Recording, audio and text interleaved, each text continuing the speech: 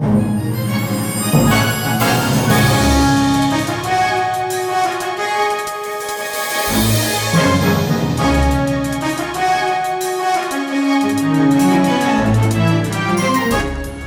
to another episode of Celebrating Southbridge. I'm Ron Sanangelo. I'm your host for the evening, I guess. I'm the town manager here in Southbridge, and I have a great guest that I want to introduce to you, a man who really cares about the state of Massachusetts and the people that he represents. And frankly, I like the sound of his name, Sheriff Lew. Sheriff, welcome to the show. Ron, I'm going to reach over and shake your hand and tell you how much I'm excited to be here.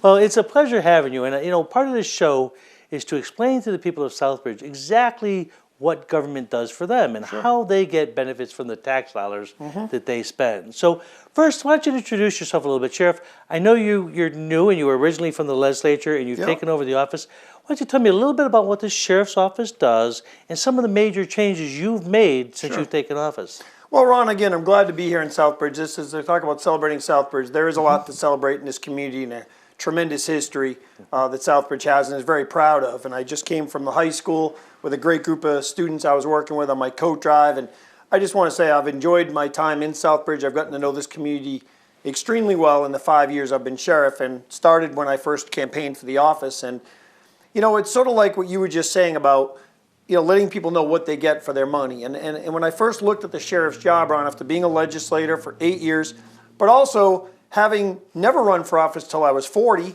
and having practiced law, I worked in construction, I did a lot of different jobs in my life. At 40 years old, I felt the government really wasn't doing what the people had asked them. It didn't represent the people anymore. People asked for a tax rollback in this state, and they asked for clean elections, and they asked for different things, and the legislature just thumbed their noses at them. And I thought, that's wrong. People in government should represent the interests of the people they represent, not the interests of Beacon Hill, for example. So I ran, and I was successful, and I loved it. But after 8 years, the position of sheriff was opening up, and I took a hard look at it. And I think there was a big perception in the community that people weren't getting the tax dollars or the production out of the sheriff's department that at least I saw other counties felt they were getting. Because I had a law practice where I worked at a firm in Springfield. They loved their sheriff in that area. He did amazing things. I studied what he did, and I thought I'd like to bring some of those innovative ideas to Worcester County. So when I first ran, I noticed a lot of people had the perception. They were good people before me, don't get me wrong. They were good people. But there was a perception clearly that a lot of hiring was based on patronage and that people were getting jobs because they were connected, and no one would even bother applying for a job if they weren't. And that everybody there contributed to the sheriff, and that's how you got ahead. The old boys network is what we call it. Yes, I should have said that, phrased it so eloquently and simply, an old boys network. And I thought the people of Worcester County deserved a little better than that old network. I think that may have been, at some point in time, may have been the way business was done, but it doesn't belong in the 21st century. So at that point in time, I ran, and a couple things I promised that I'd do in the campaign, and I worked hard in this town especially. Southbridge was very good to me, and I had a lot of great support in here. But I talked about the idea of I would be, and I was, and stuck to this, Ron, the first sheriff in Massachusetts not to take a campaign donation from my employees. I will not take a nickel from people that work for me. No one should work for anybody who thinks that the way to get ahead is to write a check, not work hard. And to talk about the taxpayer money, now, if all I ask people, I raise the hiring standards. I took my name off the vehicle, by the way, Ron. You may not have known that because you weren't here then, but the sheriff always put his name on the vehicle. And trust me, Evangelidis. Like a traveling campaign ad, right? Well, that's what people said about it. And Evangelidis, I say, tongue-in-cheek, would have fit, but it didn't belong on those vehicles. So we took it off. We had the inmate labor and no cost to the taxpayer. I came in day one. I established a no campaign contribution, nor did I have campaign contributions in my campaign. I took the name off the vehicles. I raised the hiring standards to the highest in the state of Massachusetts. Let's talk about that, because I think there's a perception, and frankly in the old days I think it was more true than it is today, is that politicians or elected officials hires their buddies, their friends, anyone. It's not based upon qualifications; it's who you know. So there's a lot of times people come to me looking for jobs like I'm going to help them because they might know me. It's just not my way. I'm looking for the best qualified people to fill a position.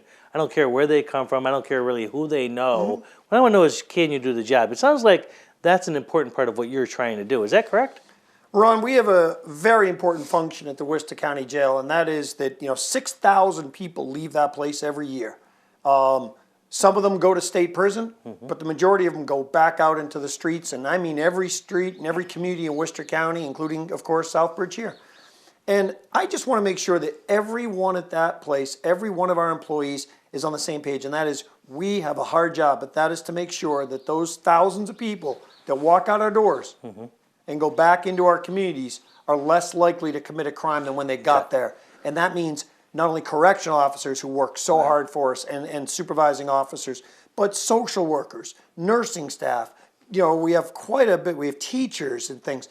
I've tried to make sure that every person I hire that comes into that operation is dedicated to the mission, not because they know somebody. Right. And it's too hard of a job to do unless you're committed to it. And I've tried to make sure that every person we've hired, they weren't hired because they knew anybody. They weren't hired because they contributed to someone. Right. They got hired because they were qualified to do the job. And raising the standards, Ron, made it impossible for me to do otherwise. If you don't have a college degree and served in the military, I can't hire you. One of the things I used to say is I like hiring people who are smarter than me, right? Right. So, and what I mean by that is this, is that if I'm hiring a public works director, I want them to be experts in that field. Right. If I'm hiring a police chief, I want them to be an expert at public safety.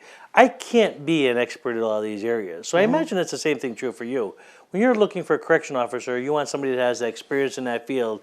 If you're looking for another position with your administrative team, you're looking for that professionalism. Do you have that same kind of theory that you're looking for somebody who understands that component? Because all those components, the stronger your team, the stronger you are, right? I mean, the better it makes your leadership, right? 100%, Ron. The only bit of difference I'd say is correctional officers mostly a lot of them are entry-level folks, so we look for the right background, the right dedication. We've actually added a psychological profile exam that we put people through just to make sure that those folks who have all the right background, we want to make sure they have their right mentality for corrections because it's so stressful, it's so challenging that they have the right feel for it, and they do. But I really focus especially on the promotional side of things because the way I look at it, Ron, if you don't set the example that the best people are going to get promoted, that the people who are leaders and do the job the right way don't those people aren't promoted, then you're going to destroy morale. And I do feel that the morale was pretty low when I got there. I've tried to rebuild morale. The most important way to do that is to let people know those who work hard will succeed. Those who don't will be held accountable. It's a two-way street. And we've been doing that year after year after year. I've been there, and we've promoted some tremendous people. And like you said, they are the smartest people we can find for whether they be lieutenants, captains, or sergeants, or deputies, whatever, or education directors, or social worker directors. Wherever we see talent, we try to move it up along the line because it makes us all better. Right. So let me get a little bit into the nitty and gritty of what you do, right? So you're the sheriff, and everybody associates that with crime, and and you're going after criminals, right? So let's talk about one of the things you do is you run a prison, correct? Correct. And that prison is of a certain size.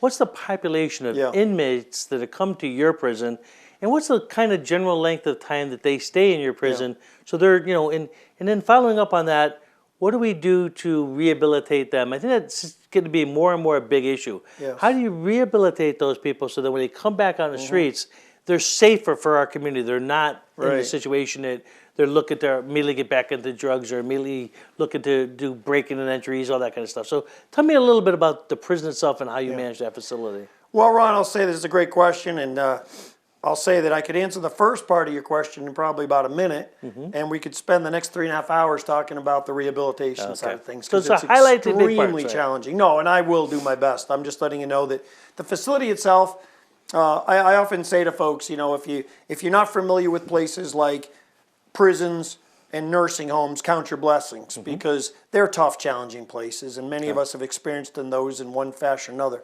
But the Worcester County Jail and House of Correction is a facility in West Boylston, and it has two different aspects to it. It has the jail and the House of Correction. The jail is, in the whole complex, we have about 1,200 inmates, but at any given time it fluctuates around 1,200, between 1,100 and 1,200. But what we do have in that facility is we have pretrials and those sentenced. And in the jail, the pretrials, you can have some of the most heinous criminals you imaginable, murderers, rapists, sex offenders. They're awaiting trial. Many are on high bail or even people sometimes on low bail. They just can't get out. Even $50, some people can't get out. But they're awaiting trial. And we've had people awaiting trial for years in our facility challenging environment. These folks are awaiting trial. The No, other, just before you go further, is that a high segregation unit because you have higher level criminals in here? So is that different than the general population? Because again, Yeah. those prisoners may be a higher level. They could potentially be murderers than somebody that might be in jail because of a Right. crime is substance abuse crime, right? I would say the most serious criminals we have in general would be in our pretrial jail. Correct. And we have maxi units where they are segregated as the most violent criminals. Right.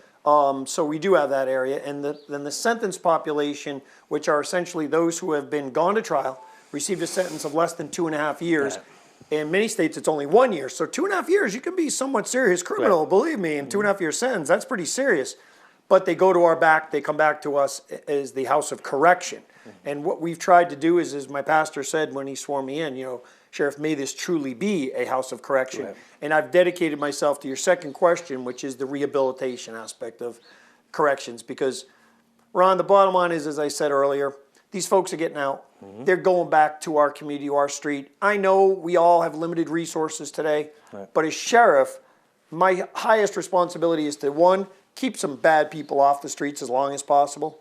But secondly is I have no constitutional authority to hold people after they've served their sentence. They're getting out. At least we can dedicate ourselves, and I think the people in Worcester County and Southbridge gave us and gave myself and my team the confidence to execute this office in a way that best serves the people of this county. And that means I've got to work with these folks. 90% of them are addicts in one way or another. They have challenging issues ahead of them. We've got a chance while we have them in jail, about average sentence of about 9 months of our sentenced inmates.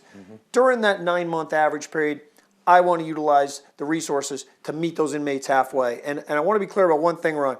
I'll meet any inmate halfway. I'm not going to coddle you. We don't have the time, money, resources, or patience to coddle or, oh, come on, you should be in this class. Heck no. What I offer an inmate is, you show me you're serious about turning your life around, we'll help you. We'll offer you education programming. But if you're in there, you better be doing the homework and you better be paying attention. We'll offer you substance abuse counseling, but you better be serious about it. And you know what? You'll figure out, in a prison environment, you can't fool people. You know who's putting you on and who's not. And we focus on those folks because you find out in this environment, Ron, that there are people who have bottomed out and you get that chance to reach them. Right. And when you do, the goal is to have them get released. And it's very important what we call the transition phase out of the jail. And what we do is the re-entry. We make sure that those get out. You just don't send them out the door. We meet with them and we make sure you have a housing, maybe medical coverage. You're in substance programming. Maybe you got a job or a housing program. You have some kind of programming.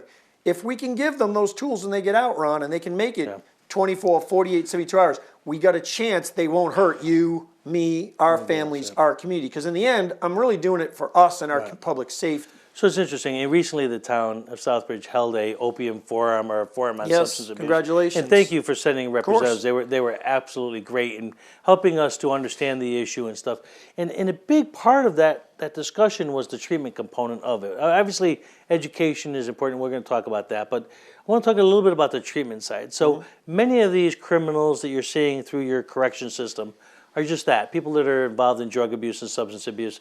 And I know you started talking about that treatment going out of the facility on their way out, right? I really want to talk a little bit about that because it's extremely important. I think once people bottom out in the prison, they can't have access to drugs for a year or 2 years. That's the chance in a lot of ways to rehabilitate them. Their systems are clean. You have a chance to put them in a longer term program. How, I mean, is it the system, the correction system reaching out to them and continuing working with them? Or are you putting them into some other separate program? And then what is your recidivism rate? In other words, how many of these drug addicts who you send out, they come out of prison, how many are you getting back? Are you seeing a lot of people coming back to your system? Yeah. Well, I'll first answer the question about the programming and things like that. We really focus predominantly our energy on those who are sentenced inmates because we have them for X amount of time and we know they're getting released back into our communities. So with our limited resources, we focus our energy on those sentenced inmates. We find those, and the vast majority have substance abuse issues. I mean, I talk to judges every day and we all say, and their police chiefs and officers I've met just today coming in here and have conversations about the idea that if we could get drugs and especially these opiates stay out of our country, out of our system, out of our kids and our communities, our crime rate would drop 50, 90% overnight. Problem is, we're not able to do that right now, and our crime rate's not going down, and our prisons are full, and our courts are clogged because of this problem. But it's a real issue.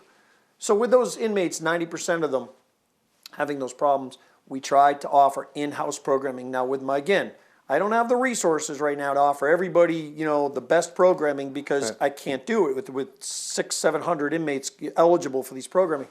But what I can do is this. We offer as much as we can, and we also have some concentrated areas. We have one area I'm very proud of called the STOP program. 36 beds, separate facility. Used to be where the women were, and if your audience is watching, we don't have women in Worcester County's facility. They go out to Springfield area. So we utilize the old women's facility as a separate standalone, and it's essentially a prison within a prison. It takes inmates who are well-behaved, earn their way in, substance abuse problems, and gives them intensive treatment. And we really focus on those guys. And when they get released, our idea is to transition them into continued programming. Ron, we've actually had inmates in that program that were eligible for parole and said, I turned it down. I want to stay in this program. I can turn my life around. So you're forming partnerships with other community organizations, substance abuse programs. Of course. Where that when they come out of the prison, you're partnering up with these community organizations to provide that long-term counseling and support, right? We work, just for example, in one of our regional resource centers, we work closely with Harrington Hospital right here in Southbridge. Tremendous asset for our town. Tremendous asset, right? Tremendous program on mental health and substance abuse. What a partnership we have with them. We refer people through them back and forth with each other because we know their programs work and they help people. So we're really proud of that. And the idea, back to your recidivism now, is it's a hard number to define. I'm not evading the question. For example, if someone gets out of prison for 1 year, 5 years, 10 years, and they commit a crime, is that a recidivist? If they move to another state or from another state and they do, it's hard to track. I can tell you this. Number one, the recidivist rate's too high.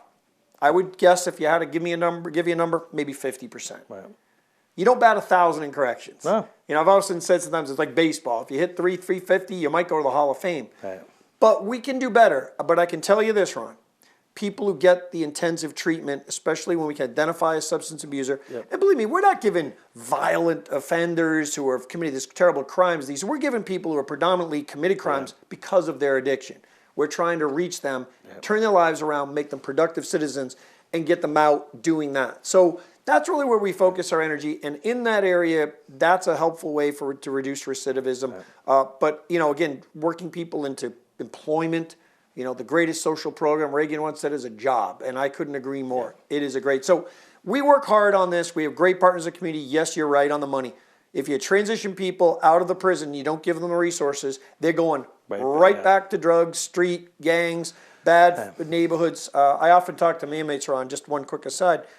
I talk to any inmate, and I'll ask them where they came from, who their friends were, and I ask them, your friends visiting you up here at the jail? I never heard anybody say yes. They're like, no, they don't visit me. They weren't my friends. Well, that's why I laugh. I was talking previous to our show that, part of our prevention program that we'd like to do is letting people know that the people who are selling these kids drugs, they're not doing it for that person. I mean, these are people that are taking advantage of our children by selling them drugs, and it's all about money. I mean, this issue, let's face it, this substance abuse issue is about people making money off of your death or your addiction, and they're making money off you. These people think that drug dealers are cool or whatever. They're really, they're just pushers of death is really what they are. I hate to say it, but that's the truth. And too many people have this image that drug addictions are cool and they hype it around these fancy terms that are popular. But at the end of the day, it's about me getting some cash and you dying or being, destroying your life. As long as I make money, what the heck do I care about Ron, you? You've either seen my face-to-face presentation program or you are exactly in line with me because I said that very thing yesterday. I have a program face-to-face. I've developed it and brought it into the schools because all the inmates told me they wish they knew when they were in middle and high school what they know now. And when I ask them what it is you know now, they tell me, I know that the myths about drugs were all wrong. They were all lies. And the facts are different. Well, guess what I've done as sheriff? I have now put a program in the middle and high schools, and I've been to Southbridge High, the middle school. Now I've passed over 180,000 students I brought the message to. And the message is that your choices matter, that the truth of these drugs are they're highly addictive, especially these opiates. But I mentioned that very thing you just said. I said, trust me, you will be offered a drug. Everybody in this country, growing up in this country, is going to be offered a drug at some point, think it's cool. And the reality is, what they're offering you is a chance for them to have their business expand, make some money, get you. The more you're addicted, the more money they're going to make. Have some poison, I'm going to make a few bucks on it, drink it. And the sad part is that people are buying into it because instead of calling it poison, they label it with some fancy title. They make it sound like you're going to feel great. Right. It's really a poison in a lot of ways. It's sad, but people buy into it just like they buy into fancy sneakers or whatever. It's all almost about logos and titles and sales. Molly, it's a great media too. Molly, crystal meth, oxys. They sound cool. The more addictive they are, the more they want you to take them, because the more money they're going to make. So let's talk about the prevention side. And one of the things that the people here watching today, I really need to make this clear. We're hearing more and more about legalizing marijuana, right? And when I was a kid, marijuana was one thing. It was pure. It was just marijuana. Today's marijuana is not the marijuana of 30 years ago that we remember. It's laced with all kinds of chemicals to make you addicted faster.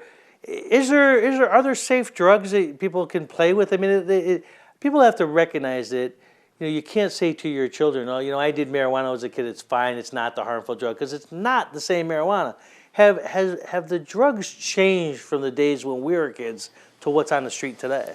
Well, in two ways. There are far different drugs available today. I mean, the thing of painkillers, oxys, and perks and such didn't even exist really when we were growing up, and that has become the biggest business and the biggest addiction problem we're facing today in America. That in 2010, the FDA said that as many young people were starting to take prescription pain pills for the first time as we're trying marijuana. We've tipped that over now. More are taking it. So a watershed change in drug use involved what young kids call medicine. Is a highly addictive opioid. So that's a big change. The flip side is on the marijuana issue you talked about. And I'm going to tell you one thing you may or may not be familiar with. I've used this in my program, and I was really highlighting this last year and everywhere I spoke about the vaping issue. The marijuana today, the plant itself, is a different animal, different plant than what people smoked 10, 20, 30 years ago. More densely THC'd, more chemicals in it, and more problematic. So don't even think if any parent is thinking, well, I don't know how dangerous it is. It's different, so you don't know what it is. That's exactly right. But let's make it clear. There's a new animal out there in the drug world of marijuana, and it's called butane hash oil. It is a vaping oil. It's created by taking marijuana plant, stripping the THC out of it, cooking that down to a paste or an oil, and you can vape it. And you can smoke it. And what's really scary, Ron? It's odorless, it's scentless, and it's 20 to 40 times more powerful. It is 90% pure THC. I'm going to say this to you, Ron, and I am telling you this from what I've heard from people.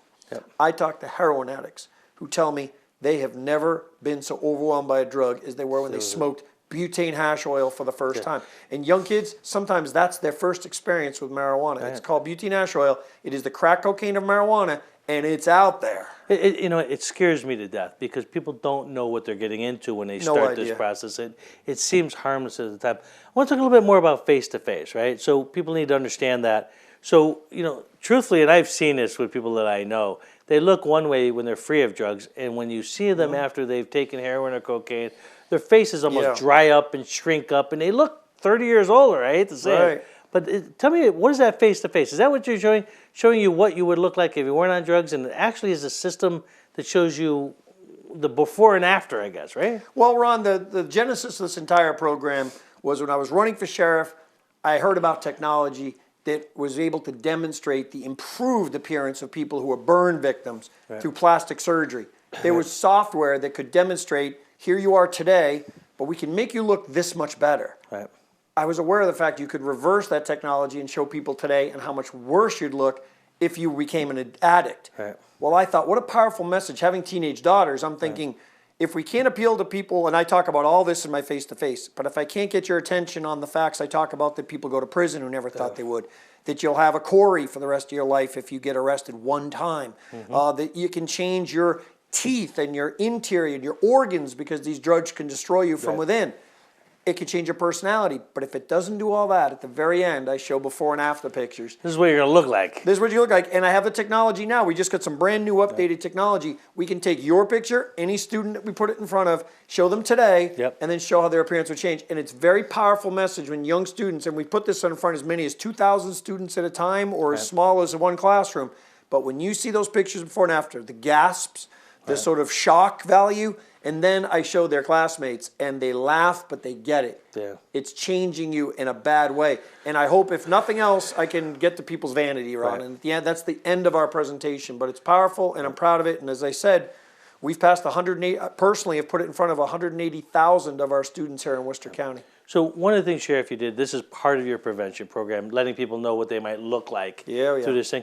I know you've been in our school system. I know you're in school systems throughout the county, right? So tell us about your direct work in the prevention side of trying to keep children from becoming part of your correctional facility. So tell me a little bit about the kind of activities you do within your office to stop people from ever having to serve time in jail. Well, the real biggest one is we have aftercare programs for people who get released. We have an after incarceration support system. It didn't exist when I was elected. It's a very small office, but it serves those who are getting out, and we want to make a resource available. Ron, people in the criminal justice system, people, criminals, addicts, they got 1,000,001 excuses. You got to take them away one at a time. And one of them is we have a resource, an officer available. If they need any help, don't feel lost, call us. So we try to keep those people from coming back. Prevention, that's the $10,000 question right now, Ron. That's my school program in essence. The inmates told me if I knew what I know now, know then, I've done differently. I want to make sure, I want to put myself out of business, Ron. That's my ultimate goal. If I can get young people to think twice about those choices with drugs and alcohol, because that's really the choice that sends you in the wrong direction. And what I tell them, Ron, really is this. You have one opportunity. You have one chance in life, and it's in these. Look at the schools we have in Massachusetts. We're blessed. Look at that. I just left Southbridge High School. What a beautiful facility. Kids all over the world would do anything to go there. And the way you blow this opportunity is to start down that trail with drugs and alcohol, because you have no idea where it's going to lead you, and the addiction that are happening to young people constantly. So that's the idea. We got to get ahead of this curve. You always can play catch up, but we have to try to get ahead of the curve. So we work closely with the DA's office, the U.S. Attorney's office, our local chiefs and police departments. We're all in this together. We understand that a safe community is almost the essence. If you don't feel like you can get up every morning, go to work safely, send your kids off to school safely, what kind of society do you live in? No question about it. So I want to transition from that a little bit to another program I know that you're very supportive of, and you've been great for our town in, is the issue of having inmates work outside the prison. So we're talking first, I want to make it really clear. These are low-level inmates that are not dangerous in nature, but they come out into the community through your program, and they're utilized to provide different types of services, right? So in this case, we've had inmates that have saved the taxpayers of Southbridge a significant amount of money, plus improved the appearance of Southbridge. So why don't you tell me about the impact that program has had on our town and the type of ways that it's benefited us? Thank you, Ron. Yeah, sure. Well, you're welcome to the town and the community, and you've been here about 6 months now or so. We have really dedicated, we got a lot of great people in Southbridge that get this program, and it basically takes low-level inmates who are supervised, allows them about 20 inmates a day, go out into the community, they do their work, and they do work in the community, and they do it for free. All the community has to do is provide lunch, and the inmates who are supervised will do work. And for example, I know because I looked at this before we came, just this year, the town of Southbridge, you're smart enough to realize how great this program is. You've saved over $56,000 by having Worcester County Sheriff's inmates come out to your community, perform work. I have a list here just to tell you. We worked on the Southbridge Police Department station, shoveled snow during those horrible storms last year. It was our inmates who came out and helped your DPW crew open up those hydrants and a lot of the areas that need to be shoveled right away. Nick's House for Veterans, incredible place. My friend Brian LeBlanc, who runs that place, we do a lot of painting, landscaping for them. The community center, Festival of Giving Trees, where you have our inmates help set up. And the Worcester Airport Cops for Kids, for example, we help do that event as well. Over $56,000. Ron, I'm going to summarize this program by telling you this. Everything I just told you saved our this community $56,000. Did all this great work to help all these nonprofits out there to get the work done. That's not even the best part of the program. You know what the best part of the program is? and I welcome you next time they're out. Go talk to them. You ask one of my inmates, how you doing in this program? You know what they're going to tell you? I have never felt better about myself because I get to work. I get the feeling of dignity and self-respect from going to work every day. And they tell me this, Ron, I've been in those places where I woke up feeling bad about myself. For the first time, I know what it's like to feel good about myself. And when I get out of this prison, I'm grateful for this opportunity. I want to go out, I want to get a job, and I want to turn my life around. So not only do we benefit from this, but we're actually helping turn, and I'll leave this rhetorical question with you. Name another government program that saves you millions of dollars. We've passed $6 million in savings in this program and turns people's lives around. It's a nice thing. It's crazy, isn't it? There's ways you can benefit people with programs that can be win-win situations. And that's exactly what this is. This is a win-win situation. Hey, quick touch on the graffiti issue. I know that the graffiti issue is a big issue for you, and it's a problem in our town as it is in a lot of bigger towns.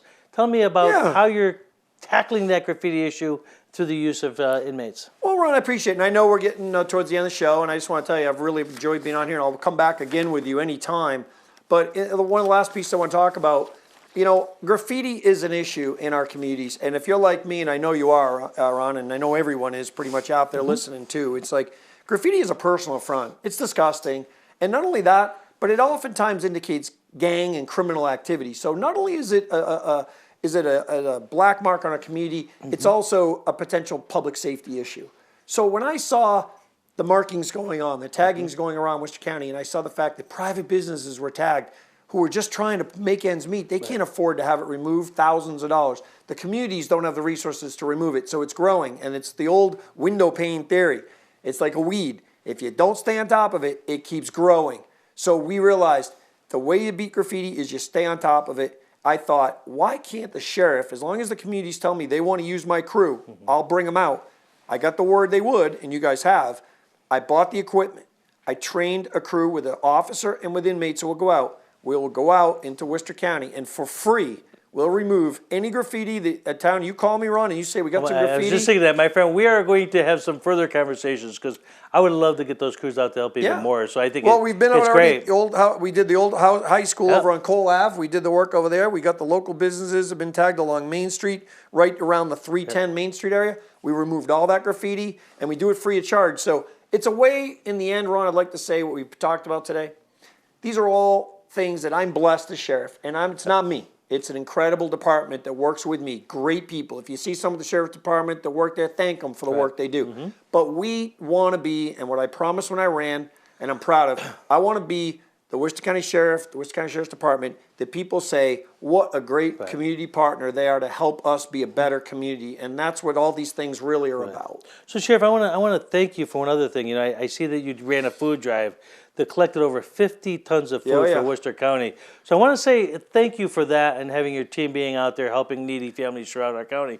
But I want to leave because there's an important thing, and I want to recognize, and I think the people of Southbridge would want to understand this, is you recently were appointed to a Massport board. Well, let me just one second on this. Okay. We also doing the coat drive, and then we bring them right down here next week, right to Southbridge. We have 3 stops right around where we are right now. We'll be bringing in probably 1,000 coats down here in Southbridge, and we've had the high school help us collect them. I'm looking forward to that. Talk about a time of need, right in the middle of winter season coming in. And oh, that's perfect. But I do want to talk to you about this Massport board really quickly. You were appointed to this board. It seems it's extremely important. You're, I think, one of the only governor's appointments. And this board basically looks at our different ports, you know, our airports and things, and looks at how that improves economic development and transportation in and out of the state. Tell me briefly a little bit about that, because that seems like a pretty important position. Well, you know, as sheriff of Worcester County, I mean, that's my job. And Governor Baker is someone I'm very pleased to see elected. I think he's doing a great job as our governor. I work closely with Governor Baker, and we talk about law enforcement issues and things. And one of the big agencies that is under, you know, in a way under the governor's control is called the Massport Board. It's a very big operation that oversees the entire operation of Logan Airport, of Worcester Airport, of Hanscom Airport, of the Port of Boston. In a lot of ways, it's considered the economic engine of New England. And it has an operating, you know, chief executive officer and a CFO and all that. But they have an oversight board, a board of directors. And the governor of Massachusetts gets only these appointments. He gets his secretary of transportation, Stephanie Pollock, is on that board, a 7-member board. Otherwise, governor gets one assignment per year, and it, from what I understand, is perceived to be quite a plum Right. designation. Governor Baker honored me by calling me. He said he would like to do this. He goes, I'd like you to serve as my first appointment. He'll only get one per year. He goes, I would like you, Sheriff. And I asked him, I said, Governor, thank you. He says, I want to send a message to people outside of 128. I know you're out there. You helped elect me, and I'm going to make sure I have someone from outside the Beltway to be on my board. And he also thought public safety was a key issue. So I'm honored, and I promise you this, I look out for the interests of Worcester County as well as the whole Commonwealth when I sit on that board every month, and it's an honor and privilege. Well, congratulations, Sheriff. I think it is a great honor. And to the citizens watching today, I want to thank you for once again tuning in to Celebrating Southbridge. It's an honor to have a dignified guest here with us today, and Sheriff Lew. This is all about keeping our government transparent and giving you an opportunity to learn about how the different facets of government benefit your lives. The sheriff obviously is working to make our public safety by housing inmates, but at the same time, rehabilitating men to come back later into our community in a safe and responsible way. Sheriff, I want to thank you for the service to the people of Worcester County and appreciate you coming on the show and look forward to having you back. And don't worry, you're going to get my call. I'm going to continue to use your services, and thank you once again for being here. Ron, I expect nothing less. You're doing a great job as well. So thank you. Thank you for having me.